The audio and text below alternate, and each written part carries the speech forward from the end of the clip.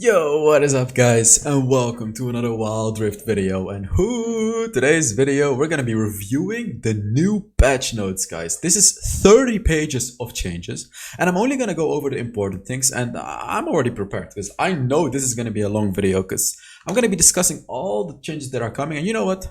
No more intro, let's get into it. So first of all, new champion, Veigar. I'm pretty sure he's gonna come out. Yeah, it says October 15th. 12 o'clock UTC.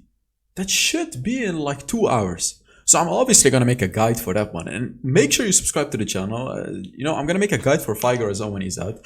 So that's gonna be interesting. I'm not gonna talk too much about it because I'll talk about him during the guide. So new features. Let's get into it. Guilds. We're getting guilds, and I'm gonna skip out a lot of parts here because it's obviously not important to understand some stuff, but we're getting guilds. And what this is gonna do, it's gonna be like a group. You can make a group in the game, and it's gonna be your guild, like a clan. It's literally the same as a clan. So creating a guild is gonna be very cheap, either 200 wild cores or 400 poro coins. Guilds are available from level 9 onwards, and yeah, there's going to be a guild finder. It's just going to be a nice system where you can join a guild or create a guild. In the guild, you have a chat for your whole guild. You can react to posts. It's just going to be a very nice social feature to the game. And we don't really care about how you can personalize it, blah blah blah, leveling up. You're going to get rewards. I don't really want to talk too much about this stuff because there's a lot more interesting stuff coming later. So there's going to be guild versus guild, and here starts the interesting stuff. So let's see what it is. A weekly competition between two guilds selected to go head to head. Earn supplies for your guild by completing community missions, some attainable solo. Many missions will require your team to up with guildmates. So for example, take turrets as a 3-man team, or take dragon together, or there's gonna be missions like that you're gonna have to do together with your guildmates. This is gonna encourage you to play duo and trio queue with your guildmates, and I really think this is amazing. Weekly matchups. Each week, all guilds are assigned one of 2 champions in that week's matchups. Guilds will take the side of one of Runeterra's champs to fight for... Yeah, basically, it's gonna be like some sort of a war between guilds, I guess. It's gonna be very interesting to see how it's really gonna play out. A guild's first matchup? Yeah, okay, well. Missions are completed cumulatively. I know what that word means, but I just can't pronounce it. Yeah, honestly, this really doesn't matter that much. This is just about the missions with the guilds and blah blah blah. Who cares about this, Let's look at this. Winning guild versus guild. The final supplies total takes into account the guild's completed missions, including blah blah blah, and on champion favor. The guild with the highest, yeah, okay, so the guild with the highest score wins. And what do you get? By participating, winning, and completing objectives, earn unique rewards exclusive to guilds. Trophy points are awarded to level up seasonal guild versus guild progress. Earning supplies and winning guild versus guild improves a guild's rank on the leaderboards. Okay, so there's gonna be like guild leaderboards as well. That's interesting to see. Matchmaking. Okay. Let's take some time to read this one, because obviously there are so many issues with matchmaking. So let's see. To address some key matchmaking issues, several upgrades will roll out over the coming weeks of patch 2.5. A new matchmaking algorithm which causes the system to focus more on MMR, matchmaking rating. MMR, by the way, if you guys are not familiar with it, it's like your actual rank, but it's behind the scenes. It's like a number that's put on your account, which goes up and down depending on if you win or lose against higher rank or lower rank people. So that's, there's like your actual rank, which could be challenger, and then there's your MMR, which could suggest that you should be grandmaster. So what are they saying? A new match, yeah, which causes the system to focus more on MMR. So the system that's gonna allow you to find matches is gonna look more at that number behind the scenes, which is likely gonna be more accurate because it actually looks at your performance in games instead of just your rank. So what this means is, even if you're Emerald with Grandmaster MMR, like right now, accounts that are Emerald rank with Grandmaster MMR cannot find a match because they're Emerald rank and they're unable to find a match in that high rank. But right now, it doesn't matter what rank they are. Like if he has the Grandmaster MMR, he's seen as the same skill as someone that is actually in Grandmaster with Grandmaster MMR. So you're going to be seeing these players in your team that are going to be Emerald or Platinum even, that are super low rank but have really high MMR, and they're going to have an icon next to them. You're going to see these guys have incredibly high MMR and are very, very likely Smurf accounts. So, what are they saying? This change will make the matches much fairer overall, but you may see wider rank. Yeah, you may see wider rank discrepancies, as I explained. To address the rank discrepancies above, we've added our rank competitors. Yeah, this is the icon. You know, you'll see the icon next to the enemy to see when a player's MMR is significantly higher than their rank. For example, if they're Emerald rank and they have Grandmaster MMR, for example. Okay, we're introducing a back-end system that adjusts the way we create matches in real time. It's a bit complex, so bear with us. I'm curious. In patch 2.4 and before, the matchmaker only let players match if their MMR and rank were within a certain distance of each other. Yeah, you know, if you were Emerald with Grandmaster MMR, you can't find a match.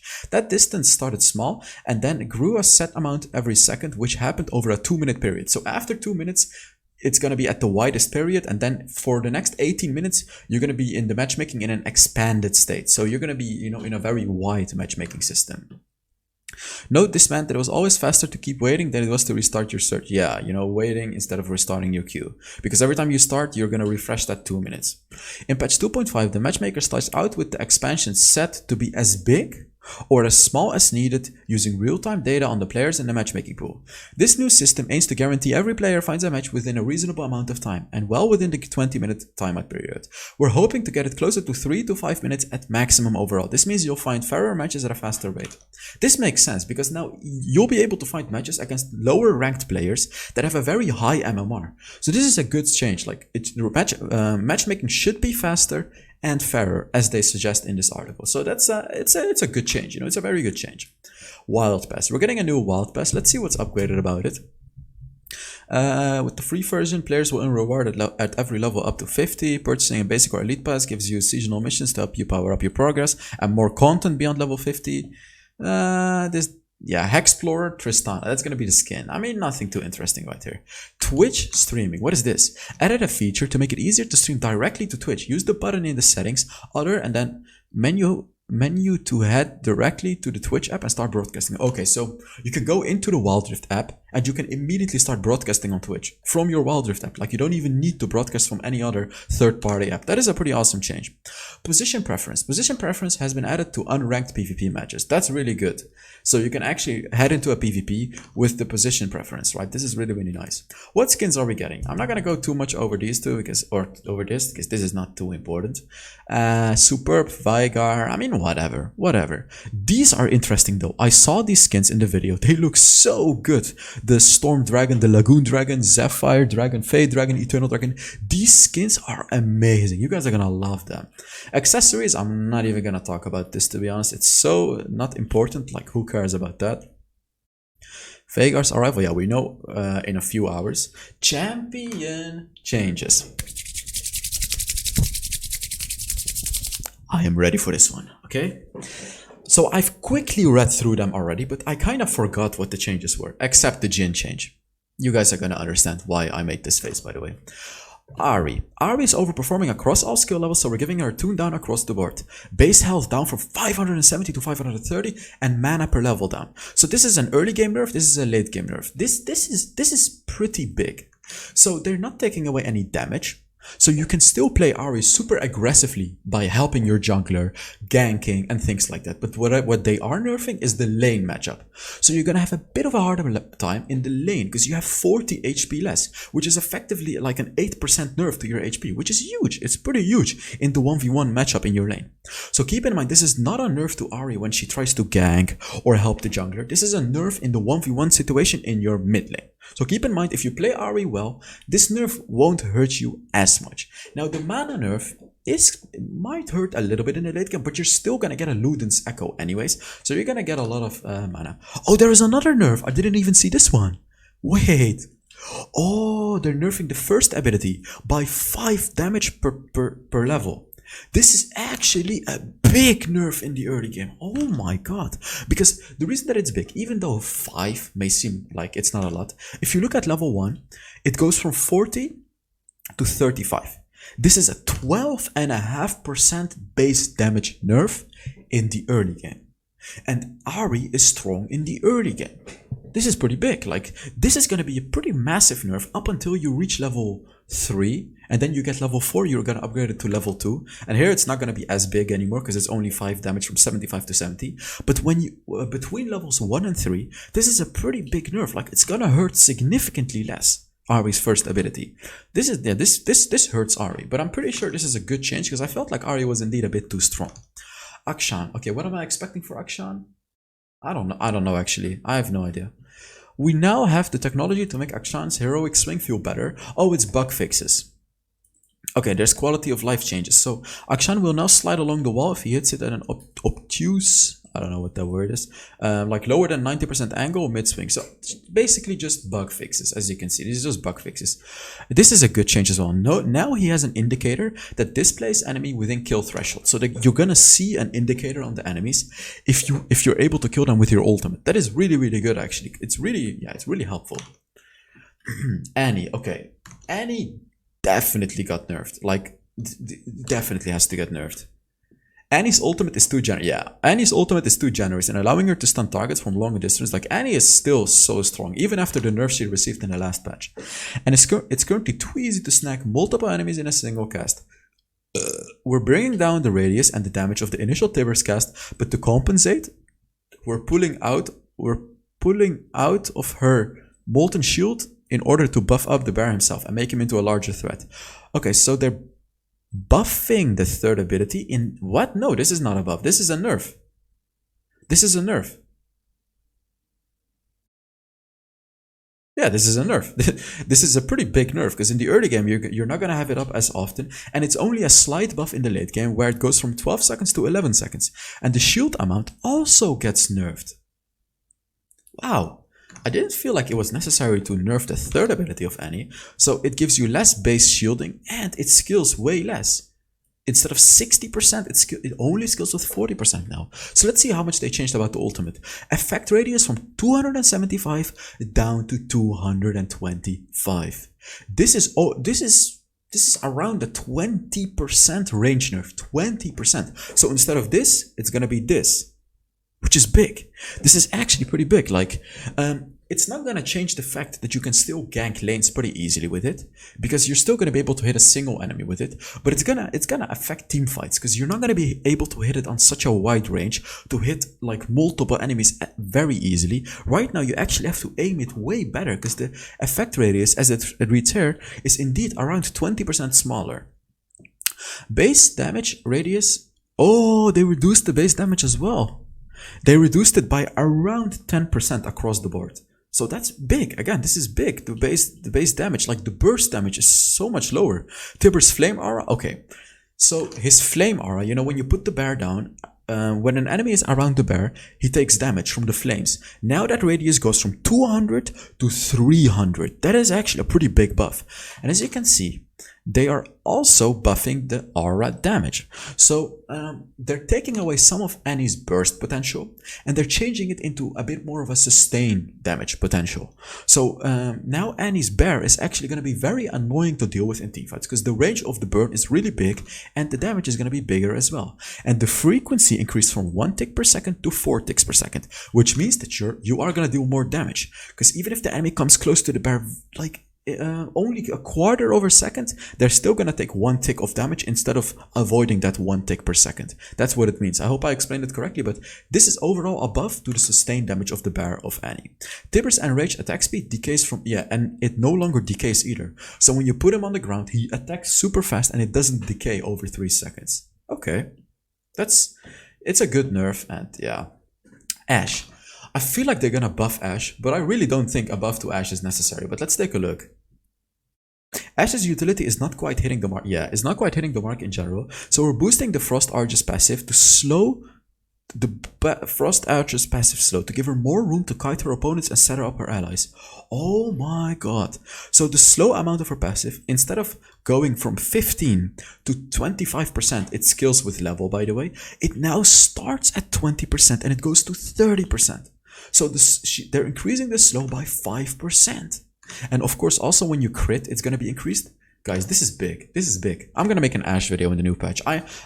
Actually, I already have an Ashe video ready. It was in the previous patch. I should probably scrap it and make a new one in the new patch. Yeah, I'm going to do that. Ashe is going to be so strong, actually. This is going to make her so incredibly strong. Aurelion Soul is going to get buffed. No way. Oh yeah, true. I remember. He's getting nerfed again. I'm so sorry, guys. I am so sorry, guys.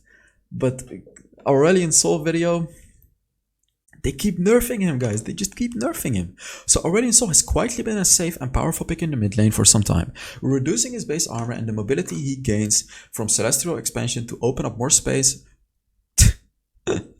for healthy counterplay. What are they? So they're nerfing his base armor from 35 to 30, which makes him more vulnerable in the early game. And the bonus movement speed you get from the second ability goes down from 40% to 30%. Man, this hurts the Aurelion players, guys. This hurts the Aurelion players. Yeah, this sucks. This kind of sucks for the Aurelion players. Camille's definitely gonna get a hard nerf, right? Camille's dominant in multiple positions for highly skilled players, and we believe that she has too much flexibility in her position selection. We're removing her ability to clear the jungle quickly. Now the second cast of Hookshot no longer hits jungle monsters. Oh, this will also disable Camille's ability to trigger Hookshot attack speed buff in order to make her jungle play a riskier bet that will rely more on ganks to succeed. So, okay, this kills Jungle Camille. Jungle Camille is no more, guys. So, you used to be able to get a lot of attack speed with the hookshot by hitting it on jungle camps, but now you can't anymore. The hookshot is just gonna go right through the jungle camps, and this kills Camille jungle. You just literally cannot play Camille jungle anymore. That's pretty sad, but it is what it is. What happens to Diana? Diana is very close to being a viable jungler, so we're giving her a light nudge to help her succeed a little more. So now her passive deals 110% damage to monsters. Does that mean that it only deals 10% more damage to monsters? Am I understanding it correctly, or is that a 110% damage buff? I mean, whatever it is, I guess Diana jungle is viable now. Fizz. What's happening with Fizz? Players have given us feedback about Fizz's ultimate fish not matching its hitbox. We agree. We're fixing it to better match the visual. Okay, so when Fizz uses his ultimate... Oops, what did I just do? What did I just do? Oh, I went all the way up. I'm so sorry, guys. Wait, we can just do it here. Boom, Fizz. When Fizz used his ultimate, it was pretty hard to see, apparently, what the hitbox was, and now they fixed... It's just a bug fix, okay? Galio. Galio needs a nerf. What's happening? Galio is a tanky support build, is performing a little too well on all skill levels, which makes him an overly flexible pick. We're taking a light chip out of his second ability, which is the Shield of Durant, to make playstyles that invest points in it early a little bit less effective. Okay, so they're nerfing the base damage of the second ability. I mean, this is not gonna do any change to mid lane Galio. But yeah, okay, I guess this makes sense. Galio was too strong. I feel like he needs a bit more nerfing though. But yeah, this is good. Gragas needs to be nerfed. What's happening? Gragas is a dominant pick in professional play and a multi-position flex. While it's great when skilled Gragas players set up their team with a powerful knockback, the ultimate, Explosive Cask currently holds too much damage and is available a little too frequently in the early game. I agree. So the cooldown is getting buffed, is getting nerfed. Instead of being 80 seconds in the early game, it's 90, and then here instead of 70 it's 75, and then in the late game it's the same, and the base damage is getting nerfed as well in the early game. So they're basically just nerfing the Gragas ultimate in the early game. Makes sense. I feel like this is a good balance. This is good. Like, he's still gonna be the same in the late game, but before level 13 it's just gonna be nerfed, and it's a pretty big nerf as well. Jarvan. Jarvan's Fleck and Drag combo feels a little clunky, so it's getting smoothed out. Sped up dash startup when using... Yeah, okay. So when you combo Jarvan's first ability with his third ability, it felt a little, you know, a little messed up, but they fixed it, bug fix. Look who we got down there. Look who we have here. Look at this guy. It's finally my boy Jin getting a buff. Yes! Yes! We finally got a buff on Jin.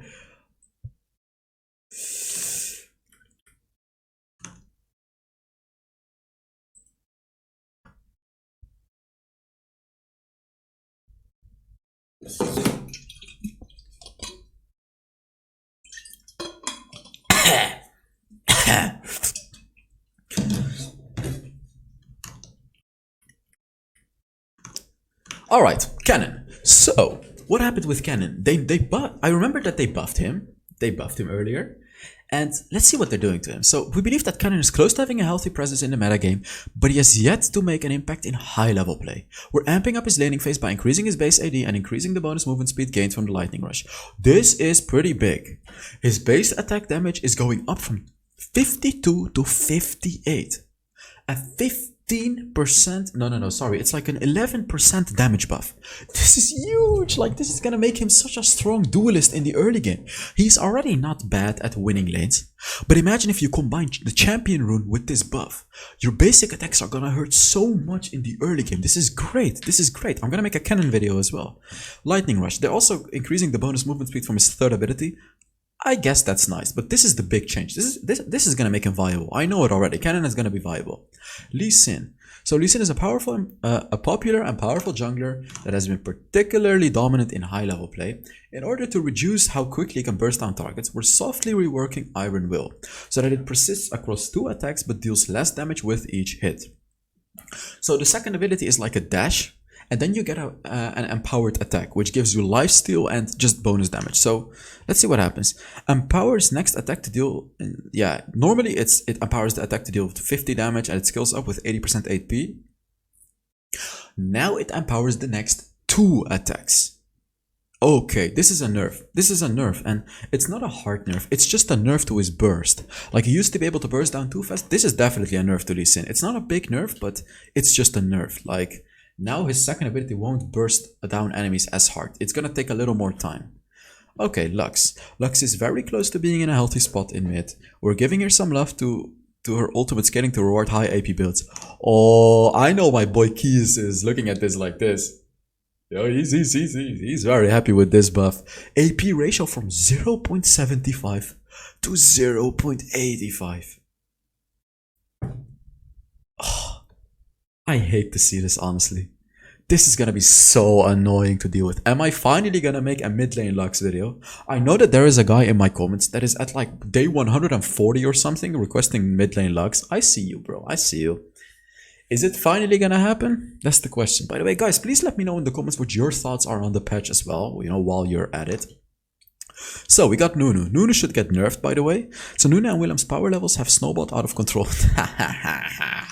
Funny. As players have grown to understand the boy and his Yeti, they've grown to be a menace.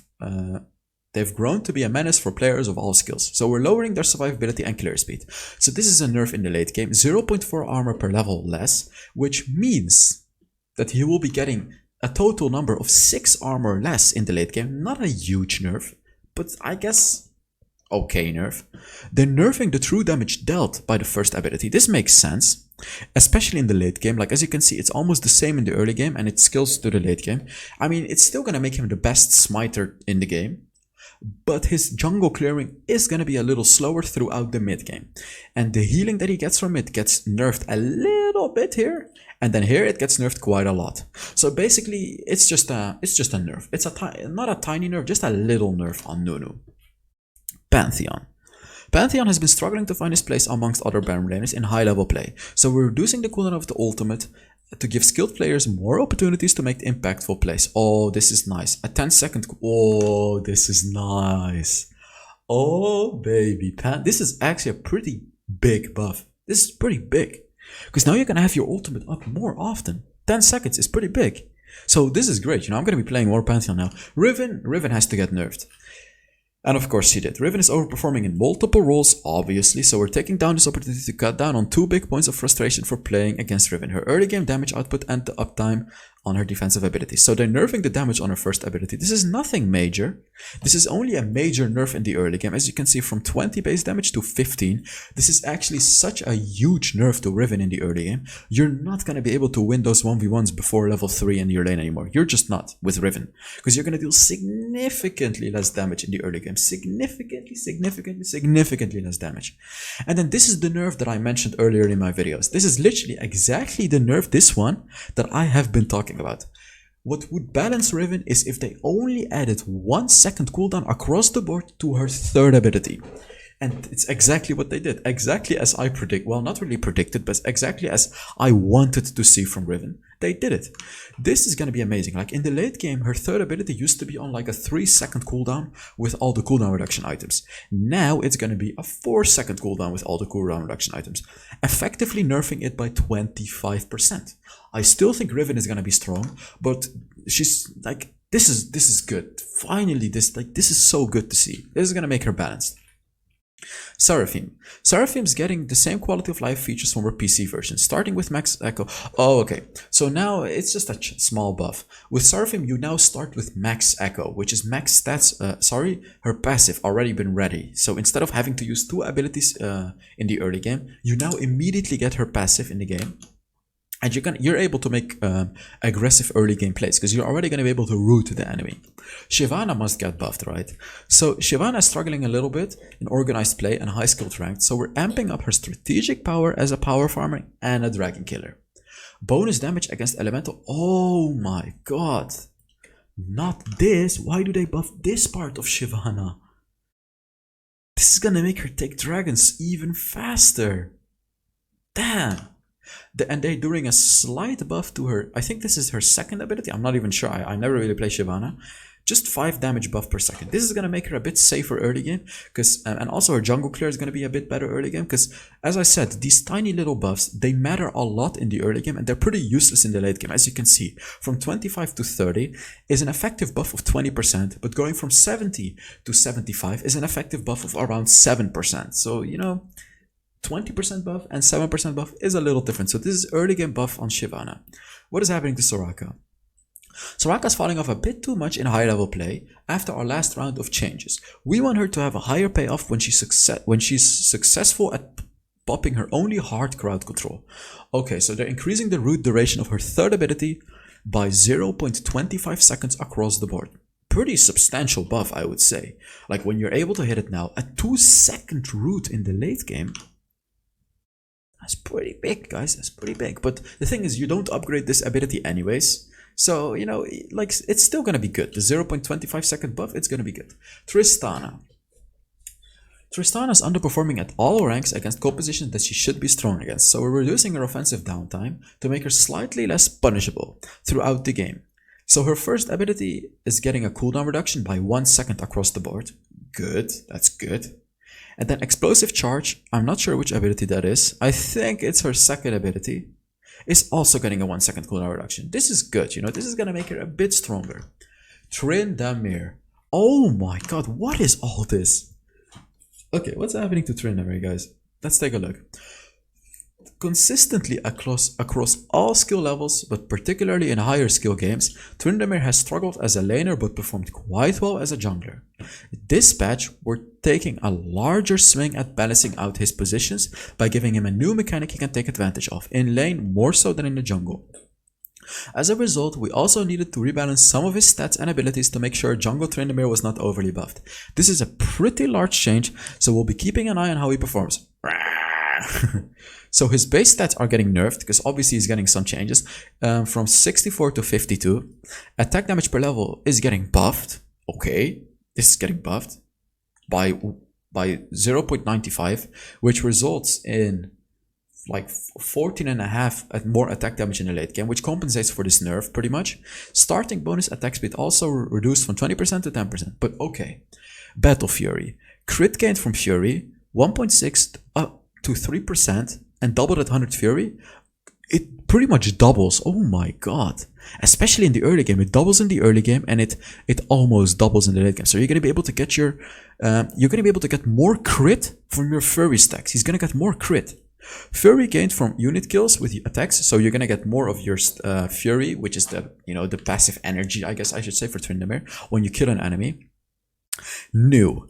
Attacking a champion grants 50, 55, 65, 75% attack speed for 5 seconds? What? What?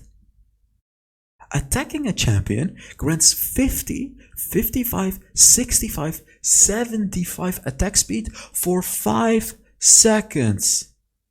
And then a 6-second cooldown after the attack speed runs out. Dude, imagine this with Blade of the Rune King. When you catch out an enemy, you're gonna deal basic attacks so fast. Okay, and then another change. This is his passive, by the way. Change to his first ability. Heal amount per point of Fury increased. They're buffing the healing that he gets from his first ability. Again, especially in the early game. So they're really buffing early game Tryndamere. Second ability, slow amount, is getting nerfed a little bit. And then a new passive to his ultimate increases Battle Fury's bonus attack speed to 55, 65, 75% based on ability rank.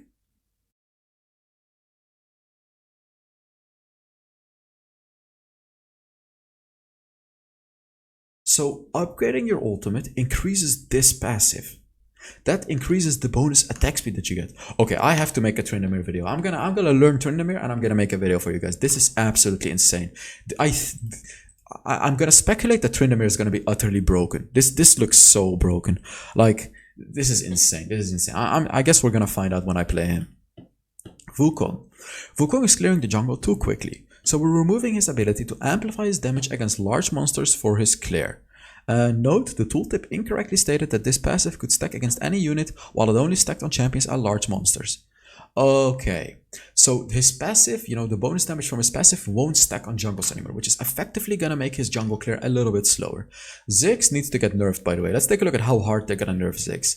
Ziggs is too powerful in the mid game, where you can harass opponents and rotate around the map to demolish turrets more freely. We've retuned his passive base damage curve, so it's weaker in the mid game, but starts at the same value and scales to the same value. So this is his passive. You know, when you get the bonus damage attack, it starts off at 20 as well, but it becomes significantly weaker throughout the early levels, as you can see.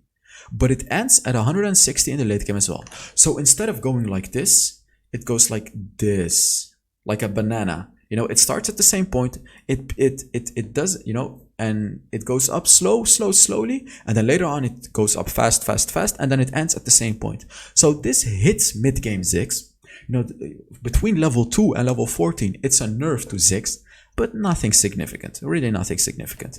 ARAM changes, no one really cares, but yeah, I guess I'm going to talk about it anyways. It's the Scryer's Bloom, which is that vision thingy. You know, you can hit it and then boom, it shows you vision over everything.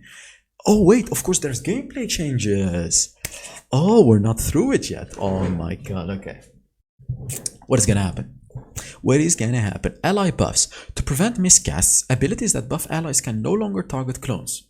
These include, for example, Annie's shield, third ability, Soraka's second ability, Janna's third ability. Okay, so shielding abilities, healing abilities, things like that will not target clones anymore. So, you know, if your ally has a clone, for example, Wukong, it won't target them anymore. This is good, you know. Graceful charity. After reviewing the effects of our changes to the gold acquisition over the last year, we feel we've drained too much gold from supports as our role. We're buffing the graceful charity passive gold mechanic from patch 2.4 that should allow us to isolate buffs to the support position. Bonus passive gold starting time, instead of 5 minutes, 4 minutes, that you get more gold. And the bonus gold per second goes from 1 gold to 2 gold. I'm pretty sure this means that the person who has the least amount of gold is going to get 2 gold more instead of 1 gold. So it's a huge buff. You're going to be getting way more gold when you're playing that support role, because very likely the support is going to have the lowest gold amount. So this is good for support players. You're going to have much more you're just going to have much more impact in the game. Summoner spell Flash. What are they changing about Flash? We're making Flash interact more consistently with non-ultimate skill shot dash abilities. Dashes that don't home in one target. In patch 2.5, Flash will cancel many dash abilities, but still activate or bring their effects to the flash location. Example, flashing during Riven's third cast of Broken Wings, which is the first ability, will apply the knock-up at the... Okay, so they're making the flash work with pretty much any dashing ability. So will it also work with Galio's third ability, for example? Yeah, pretty sure it should work like that too. Some dash abilities do not allow flash to be cast in the middle of their animation, and these will remain unchanged. Oh, this change will likely give more options to skilled players on champions like Riven, Renekton, Fiora, etc. So you can use your flash with Fiora's first ability as well, maybe?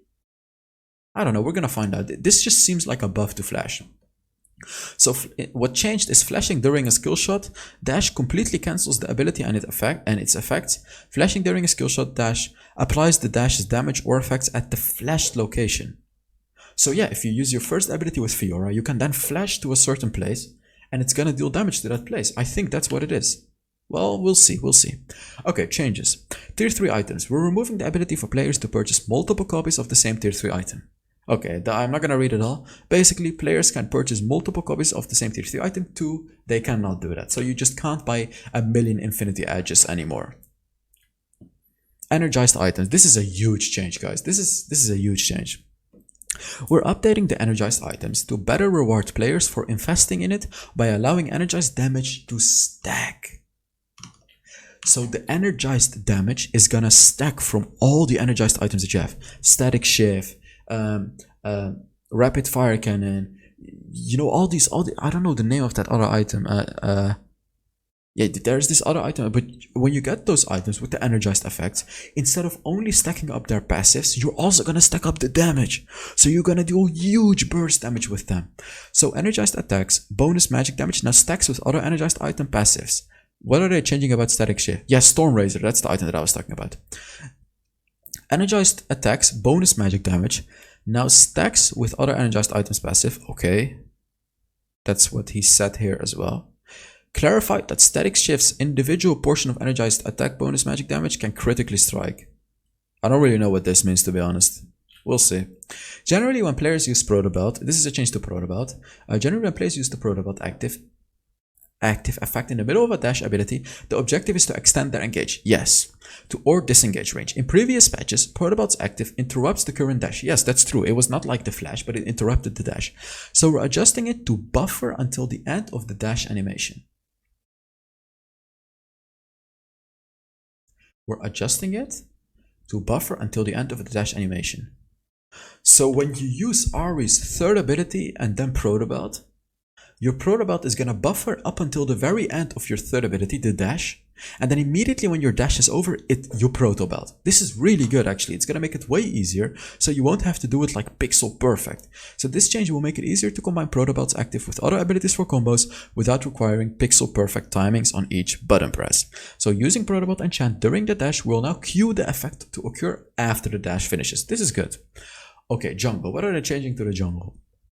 After observing the jungle position of the last year, we're making a decent amount of changes aimed at making jungle a bit less hectic to play and reduce the likelihood of unhealthy strategies like gold funneling. Overall, we expect the changes to be a small net nerf to jungle, as it's currently the highest impact position in Wild Rift. Okay, what are they changing? We've seen gold funneling creep up in terms of prevalence, and it's not a super healthy strategy overall. We're making Smite a bit more powerful in the jungle and weaker in lane. So new, having Smite equipped grants 20% extra gold from monsters. Okay, so this means that the jungler needs to get jungle, you know? And if you take away jungle camps from your jungler, you're really hurting him a lot because he's missing out on that 20%. Minion gold XP penalty, yeah, and if he gets gold and experience in the lane, it goes like, instead of a 20% penalty, it's 25% penalty. So you really don't want to be sticking around the lanes when your teammates are taking farm. In conjunction with Smite's changes, we're tuning down jungle monsters gold to make sure junglers remain roughly equal in power to other positions. Respawn rates are also being tuned, as we felt that the camps themselves were respawning too quickly, leading to too many conflicted situations where a jungler had to choose between power farming or ganking. Okay, let me explain this to you in easy language. Jungle is gonna take longer to respawn, and the reason is so you don't have to decide every time, okay, am I gonna gank or am I gonna take the jungle? This is gonna make you, this is gonna kind of force you to gank more, because when you take the jungle, it's gonna take longer for it to respawn.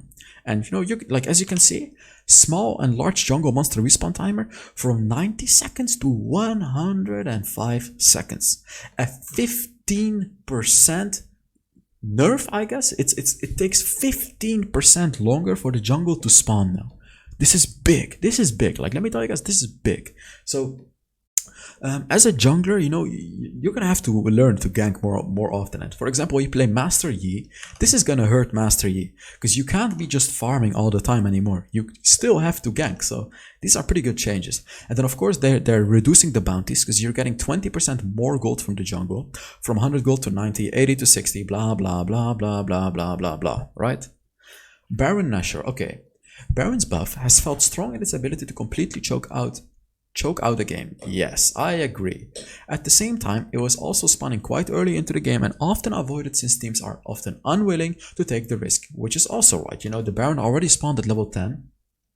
10 minutes, sorry. No one really took it, and when they took it, it was way too strong. We see an opportunity here to match up its spawn timer closer with an average game flow by pushing back the spawn and reducing its power to increase comeback potential. So initial spawn time, instead of 10 minutes, 13 minutes. Baron empowered minions bonus damage, oh, finally, from 40% to 20%. This is... these are such good changes, because you guys know how annoying it was when the enemy took the Baron, right? Like, it was just like you just wouldn't be able to clear out those minions because they would completely demolish you with that bonus damage. But okay, this is good. This is a nerf to Baron. As a Baron, okay, Rift Herald. As a Baron's initial spawn time is increasing, we also saw a good opportunity to introduce more strategic interest in Rift Herald. Oh, baby. Rift Herald, by allowing her to respawn if she's taken early enough in the game. Oh baby. Rift Herald can now spawn once after 4 minutes. So Rift Herald's default spawn time goes to... default despawn time goes from 9 minutes to 12 minutes. So the Rift Herald spawns at 4 minutes and it can be taken twice, and he only despawns at 12 minutes. And then the Rift Herald's charge damage to structures, instead of 200% attack damage plus 20% HP, goes to 1500 straight up damage, which is pretty much half of the turret's HP, plus the summoning champion's level times 50. So if you, for example, you are the jungler, you're level 10, you put down the Rift Herald is going to charge up at a turret and deal 1500 plus 50 times 10, which is 500, which equals to 2000 damage to turrets, which is effectively going to be taking away 2/3 of the HP of a turret with one charge. And then also Rift Herald's self damage on charge, instead of 100% AD plus 10% HP, it just goes to 70% of his current HP. So this is going to change Rift Herald into more of a you just want him to charge into a turret and deal the single damage, and that's it. You know, you just want him to deal that insane 1500 plus champions level times 50 damage, and then he's pretty much gonna be dead, because 70% of his current HP, the enemies can pretty much one-shot him after that. So this is a nice change. This makes him pretty much the same as the PC version of this game. Communication skills, anything interesting here? Revival effects and Zhonya's enchant now have a countdown bar only visible to allies. This is good, so you know when your ally, you know exactly when your ally spawns. The in-game text chat has been slightly widened. You can add people. Oh, this is nice. Oh, this is so nice. This helps so much with the giveaways, because when I do giveaways, it's such a pain in the ass to add everyone. Now I can just share the URL to my accounts for people to add me. Actually, no, that's not a good idea, because then the people can share my URL with anyone else. Whatever. I think it's a good change. Controls. For melee champions, tapping the attack button has increased sensitivity to choosing enemies. Just some changes, you know, to the gameplay, while the dash-in move. This is not too interesting. Anything extra? No. Oh, baby, guys. 42 minutes of your boy talking about the changes. Such nice changes. Except for the gen change, but the rest is really, really nice. You know, it's gonna be very amazing to play in the new patch. So thank you guys so much for watching, and now I'm gonna take some time to learn the new champion Veigar so I can make you guys the new Veigar video. Make sure you subscribe, make sure you like, let me know your thoughts about the new patch, and I will see you all in the next Wild Rift video. Bye bye.